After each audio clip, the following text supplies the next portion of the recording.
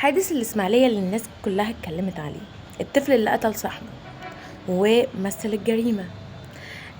أنا من وجهة نظري إن يعني الأب والأم لازم تفهموا أولادكم إن كل اللي انتوا بتتفرجوا عليه على التلفزيون ده مش حقيقة، ده مجرد حاجة اسمها تمثيل.